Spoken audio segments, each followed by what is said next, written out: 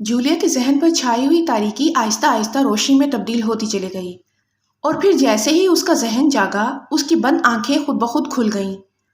پہلے چند لمحوں تک تو اسے یوں محسوس ہوا جیسے اس کا ذہن صاف سلیٹ کی طرح ہو گیا ہو، لیکن پھر اس پر سابقہ واقعات کے نقوش ابھرنے لگے اور اسے یاد آ گیا کہ وہ اور سالیہ روز میری کے ساتھ لیڈیز آئلینڈ پہنچی تھیں، اور روز میری انہیں ایک عمارت میں لے آئی تھی جسے اس نے مادام روزی کا ہیڈ کوارٹر بتایا تھا۔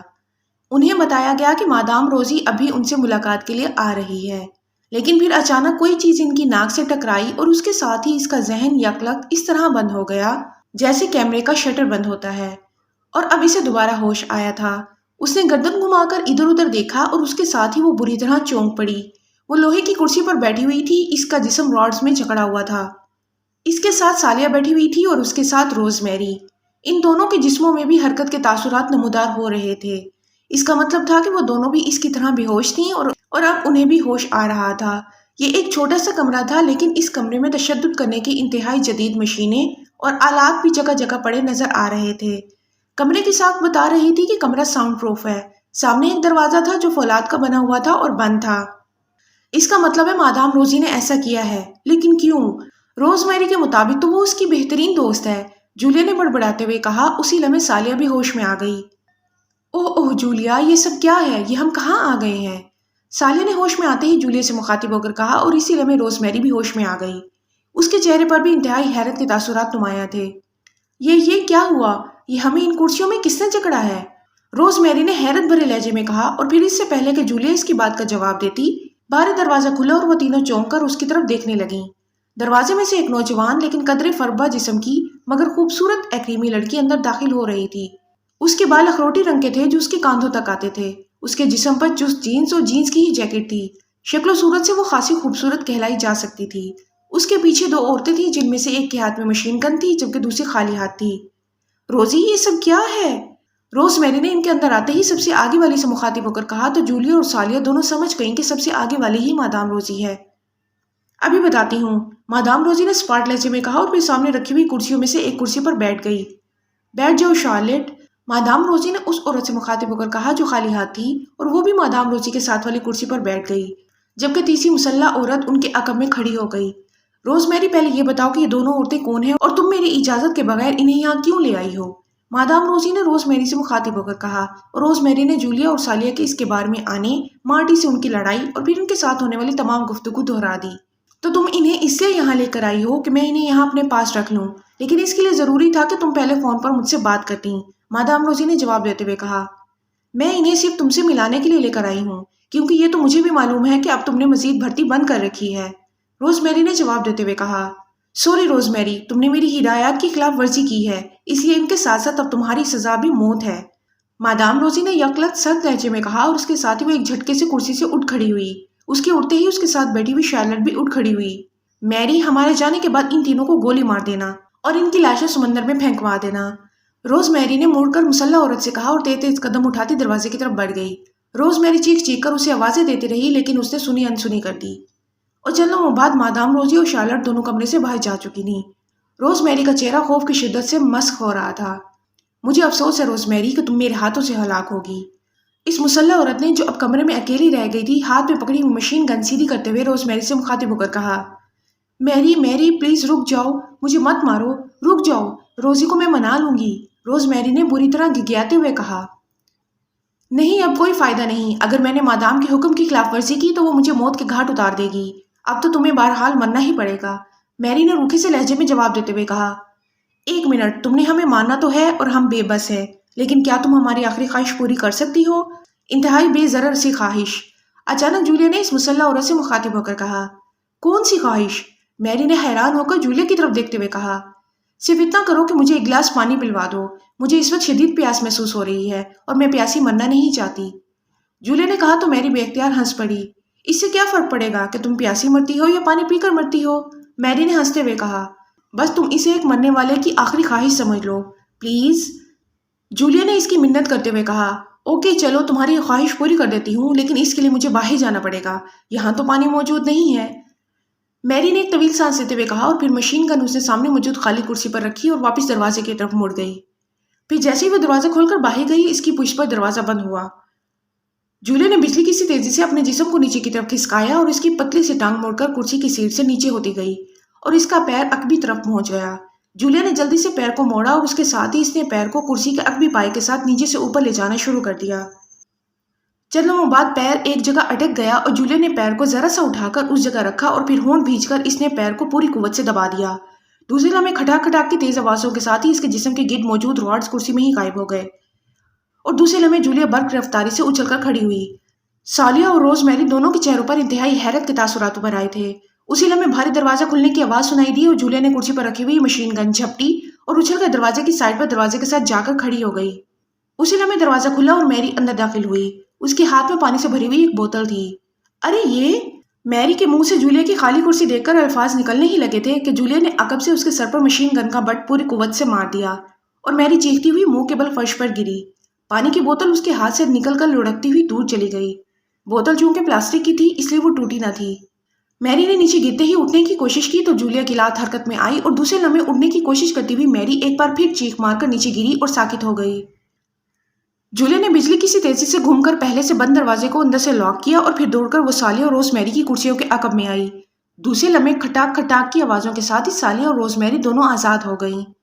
तुम इंतहाई हैरत अंगेज सलाहियतों की मालिक हो, मगर अब क्या होगा? ये तो हमें मार डालेंगे, रोजमेरी ने आजाद होते ही कहा। फिक्र मत करो, जिस बेरहमी से मादाम रोजी ने तुम्हारे और हमारे कत्ल का हुक्म दिया है अब उसे इसका नतीजा भी भुगतना होगा, जूलिया ने कहा और फिर वो साले से मुखातिब हो गई। ग्रेटी, मेरे साथ मिलकर मैरी को इस कुर्सी पर बिठाओ ताकि मैं इसे राड्स में जकड़कर इससे इस कमरे से बाहर के माहौल के बारे में तफसीलात हासिल कर सकूं, जूलिया ने कहा और साले ने इस बात में सर हिला दिया और चंद लम्हों बाद बेहोश मैरी इस कुर्सी पर राड्स में जकड़ी हुई बैठी हुई थी जिसमें थोड़ी देर पहले जूलिया मौजूद थी। जूलिया ने दोनों हाथों से मैरी की नाक और मुंह बंद कर दिए। चंद लम्हों बाद जब मैरी के जिस्म में हरकत के तासुरात नमूदार होने लगे तो वो हाथ छोड़कर पीछे हट गई और उसने एक तरफ रखी हुई मशीन गन एक बार फिर उठा ली। रोजमेरी और सालिया दोनों खामोश खड़ी थीं। सालिया के चेहरे पर तो अब इत्मीनान और सुकून था जबकि रोजमेरी का चेहरा और आंखें बता रही थी कि वो सख्त खौफजदा है। थोड़ी देर बाद मैरी ने कराहते हुए आंखें खोल दी। अब तुम बताओगी मैरी कि इस कमरे से बाहर इमारत में कितने अफराद हैं और मादाम रोजी कहाँ है? जूलिया ने मैरी से मुखातिब होकर कहा। मगर तुम रिहा कैसे हो गई? मैरी ने जूलिया के सवाल का जवाब देने के बजाय उल्टा सवाल करते हुए कहा, लेकिन दूसरे लम्हे जूलिया का बाजू घूमा और कमरा मैरी के गाल पर पड़ने वाले जोरदार थप्पड़ से गूंज उठा। मैरी के हल्क से बेअख्तियार चीख निकल गई। उसके होंठों के किनारों से खून की पतली सी लकीर बह निकली थी। अब अगर सवाल किया तो मशीन का बट पड़ेगा और ना सिर्फ तुम्हारा जबड़ा टूटेगा बल्कि तुम्हारा चेहरा भी हमेशा के लिए मस्क हो जाएगा। तुमने चूंकि मेरी आखिरी ख्वाहिश का एहतराम किया है इसलिए मैं तुम्हें जिंदा और सही सलामत रखना चाहती हूँ, लेकिन इसका इन्हिसार तुम्हारे जवाबात पर है, जूलिया ने गुर्राते हुए कहा। मम्मा मुझे मत मारो, मैं बताती हूँ, मैरी ने खौफजदा होते हुए कहा। शायद चेहरा मस्क होने का सुनकर उसकी सारी कुव्वत इरादी जवाब दे गई थी। बोलो, कमरे से बाहर कितने अफराद हैं और रोजी कहाँ मिलेगी, यहाँ या कहीं और? जूलिया ने पहले से भी ज्यादा सर्द लहजे में कहा। ये मादाम रोजी के हेड क्वार्टर के नीचे तय खाने हैं। यहाँ 20 मुसल्ला औरतें रहती हैं। इनकी इंचार्ज शार्लेट है। मादाम रोजी हुक्म देकर हेड क्वार्टर अपने दफ्तर में ही गई है और शार्लेट भी इसके साथ गई है, लेकिन वो अभी वापस आ जाएगी, मैरी ने तफसील बताते हुए कहा। 20 औरतें कहाँ हैं? क्या एक ही कमरे में हैं? जूलिया ने पूछा। नहीं, यहाँ 2 बड़े तहखाने हैं जिनमें से एक में मशीनरी नस्ब है। 15 औरतें वहाँ काम करती हैं।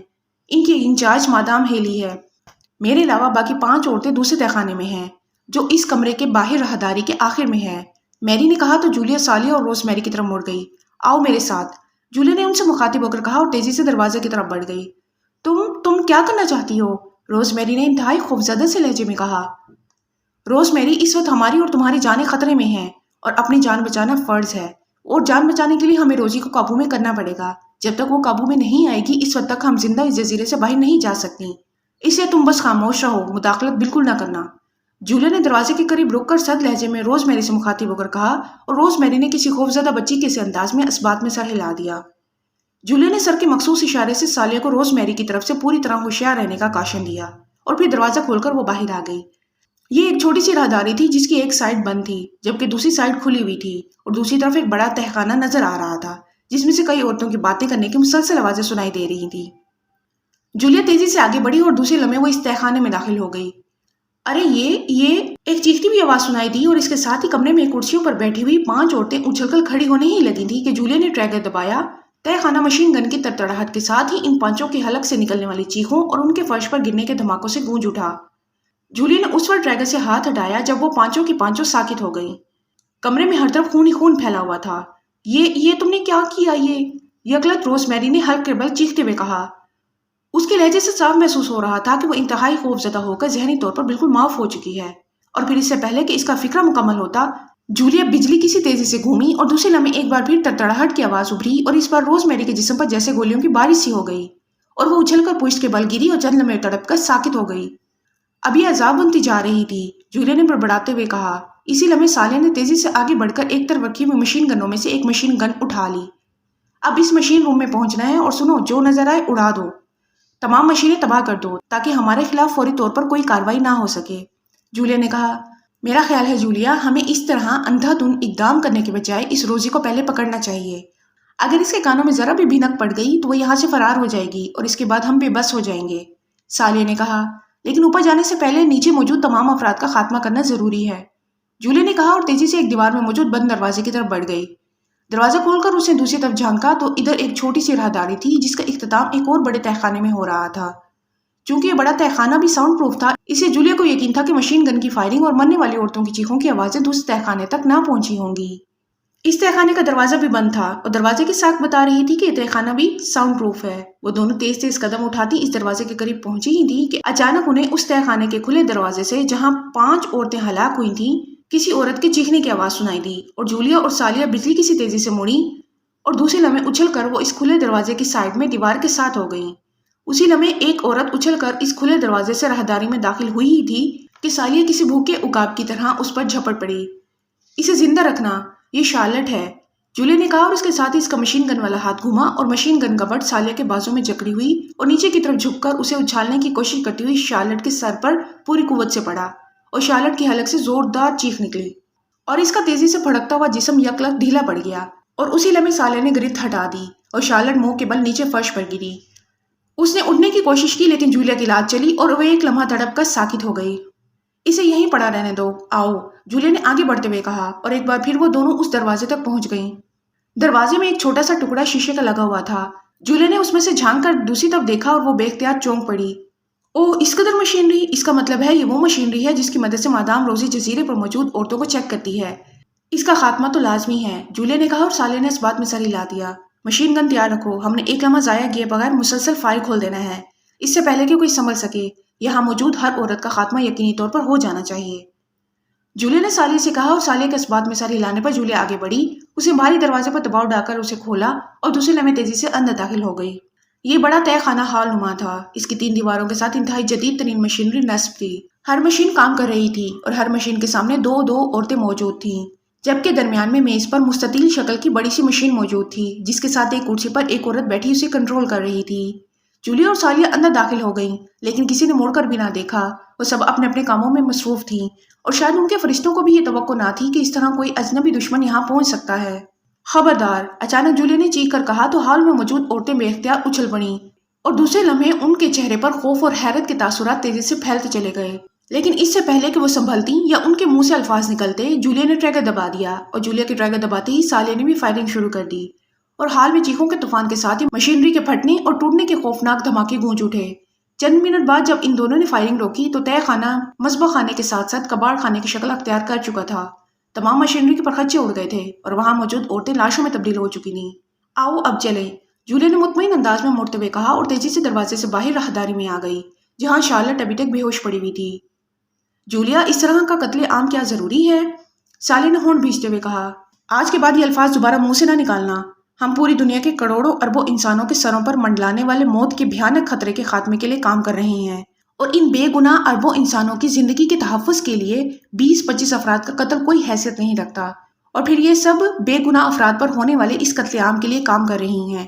یہ خود بے گناہ نہیں ہیں، اس لیے ان پر رحم کھانے کا مطلب اربوں بے گناہ افراد کی ہلاکت ہے۔ جولیا نے سرد لہجے میں سالیہ سے مخاطب ہو کر کہا تو سالیہ نے بے اختیار جھرجھری لی۔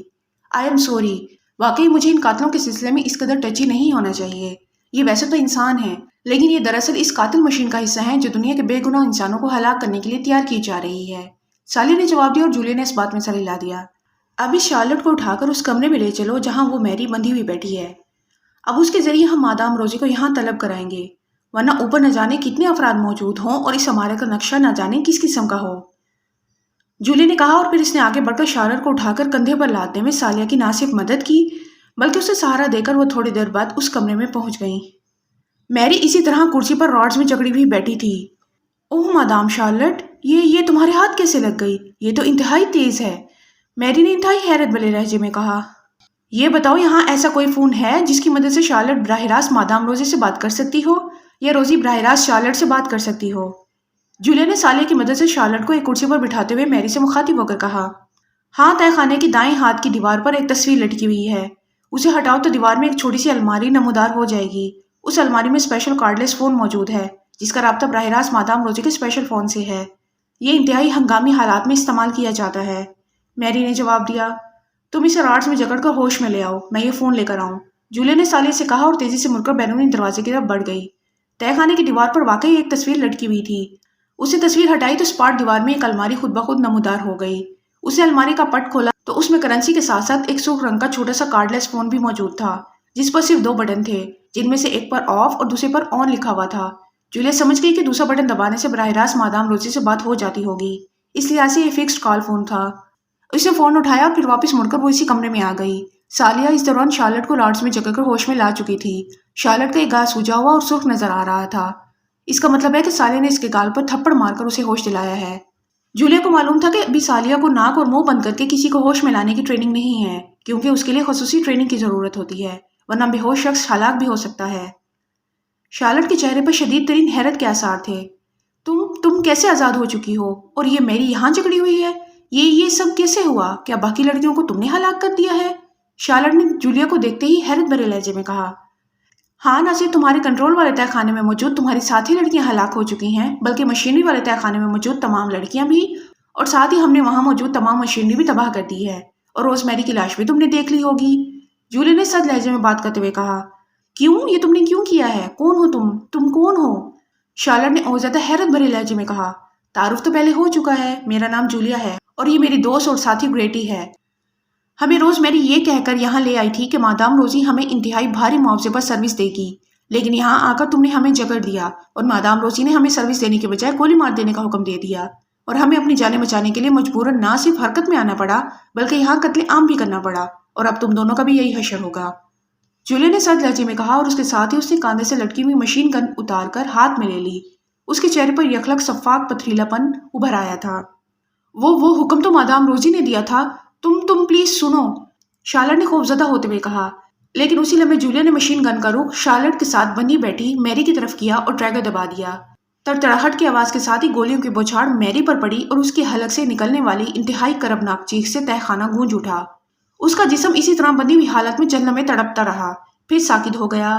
جولیا اس دوران ٹریگر سے انگلی ہٹا چکی تھی، لیکن مشین گن کا رخ میری کی طرف ہی تھا اور جولیا کی توجہ بھی ادھر تھی۔ جب میری ساکت ہو گئی تو جولیا نے مشین گن کا رخ شارلٹ کی طرف پھیر دیا۔ اس کے چہرے پر موجود صفاقی پہلے سے بھی کہیں زیادہ بڑھ گئی تھی۔ نہیں، مت مارو، مجھے مت مارو، تم جو کہو وہ میں کرنے کو تیار ہوں، تم چاہو تو میں تمہیں واپس بھجوا دوں گی، شارلٹ نے انتہائی خوفزدہ لہجے میں اور ہذیانی انداز میں چیختے ہوئے کہا۔ اسے واقعی موت کا خوفناک چہرہ نظر آ گیا تھا، اور یہ چہرہ جب نظر آنے لگ جائے تو اچھے حوصلے والے بھی حوصلہ چھوڑ جاتے ہیں۔ شارلٹ کی کیا حقیقت تھی؟ یہی وجہ تھی کہ وہ انتہائی حد تک خوفزدہ دکھائی دے رہی تھی۔ اس جزیرے پر حکومت مادام روزی کی ہے، اور مجھے معلوم ہے کہ جب تک مادام روزی نہ چاہے ہم دونوں صحیح سلامت واپس نہیں جا سکتی۔ تم اکیلی کچھ بھی نہیں کر سکتی، اس لیے تمہیں مرنا ہوگا، مادام روزی سے ہم خود نمٹ لیں گے، جولیا نے اسی طرح سرد لہجے میں بات کرتے ہوئے کہا۔ تم فکر نہ کرو، مادام روزی کو میں منا لوں گی، وہ میرے بغیر زیرو ہے، وہ میری بات مان لے گی، شارلٹ نے جلدی سے کہا۔ لیکن کس طرح، جبکہ ہم نے اس کی مشینری تباہ کر دی ہے اور اس کی مسلح عورتیں ہلاک کر دی ہیں، جولیا نے کہا۔ وہ تم فکر نہ کرو، میں اسے منا لوں گی، تم بس مجھے آزاد کر دو، پھر دیکھو میں کیا کرتی ہوں، شارلٹ نے ہچکچاتے ہوئے کہا، اور جولیا اس کی ہچکچاہٹ کی وجہ سمجھ گئی۔ اسے معلوم تھا کہ مادام روزی نے اس کی بات ماننے کے بجائے اسے الٹا گولی مار دینی ہے، اس لیے شارلٹ نفسیاتی طور پر ہچکچا رہی تھی۔ یہ بات بھی اس نے صرف اپنے آپ کو آزاد کرانے کے لیے کی تھی۔ شارلٹ، میں تمہیں نہ صرف زندگی بچانے کا آخری موقع دے رہی ہوں، بلکہ تمہیں یہ موقع بھی دے رہی ہوں کہ تم مادام روزی کی جگہ سنبھال سکو۔ بولو، کیا تم تیار ہو؟ جولیا نے کہا، اور شارلٹ بے اختیار چونک پڑی۔ کیا مطلب؟ میں سمجھی نہیں، شارلٹ نے چونک کر انتہائی حیرت بھرے لہجے میں کہا۔ مجھے میری سے معلوم ہو گیا تھا کہ تہہ خانے کی خفیہ الماری میں وہ اسپیشل فون موجود ہے جس سے تمہارا براہ راست مادام روزی سے رابطہ ہو سکتا ہے، وہ فون میں لے آئی ہوں، تم نے اس سے اس فون پر رابطہ کرنا ہے اور اس کے بعد یہ کام تمہارا ہوگا کہ وہ اکیلی یہاں دوڑی چلی آئے. جو چیز چاہے اسے بتا دینا. جب وہ یہاں آ جائے گی تو ہم اسے گولی مار دیں گے. اس کے بعد تم کنٹرول سنبھال لینا. پھر تم ہمیں واپس بھجوا دینا. بعد میں تم اپنی حکومت کو یا اپنے افسروں کو کوئی بھی کہانی بتا سکتی ہو. اس طرح ہمیں یقین ہوگا کہ ہم صحیح سلامت یہاں سے نکل جائیں گی، کیونکہ ہمیں معلوم ہے کہ مادام روزی حد سے زیادہ ضدی عورت ہے. اس کی زندگی میں ہمارا صحیح سلامت اس موت کے جزیرے سے نکلنا ناممکن ہے. جولیا نے تفصیل بتاتے ہوئے کہا تو شارلٹ کی آنکھوں میں یکلت چمک ابھر آئی. ٹھیک ہے، میں اسے بلا لیتی ہوں. شارلٹ نے کہا تو جولیا نے جیب سے وہ فون نکالا اور اسے آن کر کے اس نے اس پر موجود دوسرا بٹن پریس کیا اور فون پیس بندی ہوئی شارلٹ کے چہرے کے قریب کر دیا. دوسری طرف گھنٹی بجنے کی آواز سنائی دے رہی تھی. یس 1X اسپیکنگ. رابطہ قائم ہوتے ہی ایک آواز سنائی دی. وہ لہجہ مختلف تھا لیکن آواز سنتے ہی جولیا سمجھ گئی کہ بولنے والی مادام روزی ہی ہے. وہ آواز اور لہجہ بدل کر بات کر رہی تھی. شاید اس فون پر بات کرنے کے لیے یہی طے کیا گیا ہو. 3X speaking madam. شارلٹ نے بھی بدلے ہوئے لہجے میں کہا. او یس، کیا بات ہے، کیوں اسپیشل کال کی ہے؟ دوسری طرف سے اس بار مادام روزی نے اپنی اصل آواز اور لہجے میں بات کرتے ہوئے کہا. اس کے لہجے میں حیرت کے تاثرات نمایاں تھے. مادام غضب ہو گیا ہے. روز میری کے ساتھ آنے والی دونوں عورتوں نے یہاں تباہی مچا دی ہے.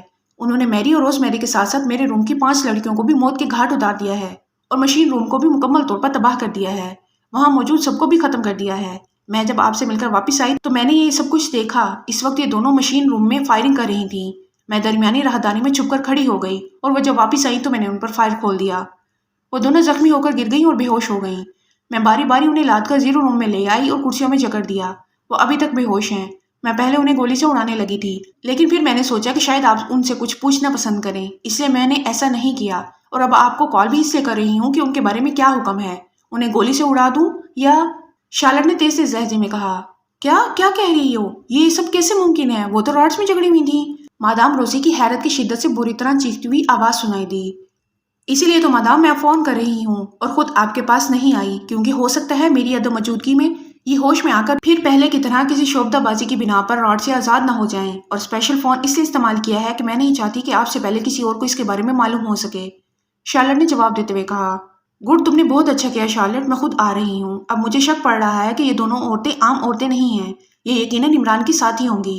اب ان سے عمران کے بارے میں مزید معلومات حاصل کرنا انتہائی ضروری ہو گیا ہے. تم انہیں منع نہ دینا، میں آ رہی ہوں. دوسری طرف سے مادام روزی نے تیز لہجے میں کہا اور اس کے ساتھ ہی رابطہ ختم ہو گیا. تو جولیا نے فون آف کر دیا. اب تم بتاؤ کہ وہ کس طرف سے آئے گی اور کس جگہ وہ اس حصے میں داخل ہوگی.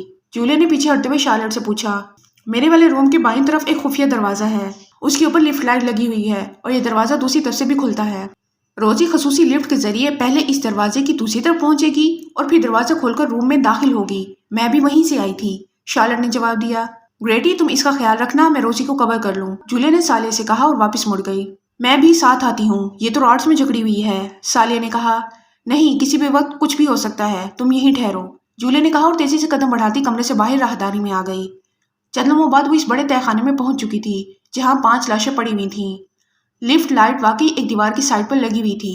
جولیا نے پہلے اس کا خیال نہ کیا تھا. جولیا نے مشین گن ایک طرف دیوار کے ساتھ رکھی اور خود دیوار کے ساتھ پش لگا کر کھڑی ہو گئی. وہ مادام روزی پر جسمانی طور پر حملہ کرنا چاہتی تھی، کیونکہ اگر مشین گن کے بٹ کا وار خالی چلا جاتا تو وہ روزی اس کے لیے مسئلہ بھی بن سکتی تھی، کیونکہ اتنا تو وہ سمجھتی تھی کہ روزی کوئی عام عورت نہیں ہے. تھوڑی دیر بعد دیوار میں سرک کی آواز سنائی دی اور دیوار ایک جگہ سے سرک کر دوسری طرف کو چلی گئی اور وہاں خلا سا پیدا ہوا اور اس کے ساتھ ہی مادام روزی اچھل کر اس خلا سے کمرے میں آئی. جولیا جو پہلے ہی تیار کھڑی تھی یک لخت کسی بھوکے عقاب کی طرح روزی پر جھپٹی اور اس سے پہلے کہ روزی سنبھلتی وہ بری طرح چیختی ہوئی اچھل کر فرش پر گری. اور اس کے بعد جولیا نے اسے ایک لمحے کے لیے بھی سنبھلنے کا موقع نہ دیا. اس کی دونوں لاتیں یکے بعد دیگرے کسی مشین کی طرح چلنے شروع ہو گئیں اور چند لمحوں بعد ہی روزی کن پٹیوں، چہرے اور پسیوں پر بھرپور ضربے کھا کر ساکت ہو گئی. جولیا رک گئی اور اس نے جھک کر اس کی نبض پکڑی. جب اسے اطمینان ہو گیا کہ روزی فوراً ہوش میں آنے کے قابل نہیں ہے تو اس نے اسے اٹھایا اور ایک جھٹکے سے اپنے کاندھے پر لاد کر موڑی اور تیز تیز قدم اٹھاتی واپس اس کمرے کی طرف بڑھ گئی جسے شارلٹ نے زیرو روم کہا تھا. کوئی پرابلم تو نہیں ہوا؟ جولیا کے اندر داخل ہوتے ہی سالیہ نے جلدی سے آگے بڑھ کر اسے سہارا دیتے ہوئے کہا. نہیں، جولیا نے مختصر سے جواب دیا اور پھر اس نے سالیہ کی مدد سے اسے ایک خالی کرسی پر بٹھایا اور راڈ سے جکڑ دیا. تم نے تو اسے مار دینا تھا، پھر اسے کیوں بے ہوش کرتے یہاں جکڑ رہی ہو؟ شارلٹ نے حیرت بھرے لہجے میں کہا. ابھی نہیں، ابھی اس سے چند باتیں کرنی ہیں، جولیا نے کہا اور پھر وہ سالیہ کی طرف مڑ گئی. سالیہ، تم یہاں رہو، میں اس کمرے سے مشین گن بھی لے آؤں اور اس خلا کو بھی دوسری طرف سے چیک کر لوں. ایسا نہ ہو کہ کوئی اس طرف سے اچانک آ جائے. البتہ تم چاہو تو اس دوران اسے ہوش میں لے آ سکتی ہو. جولیا نے سالے سے کہا اور تیز تیز قدم اٹھاتی ایک بار پھر بیرونی دروازے کی طرف بڑھ گئی۔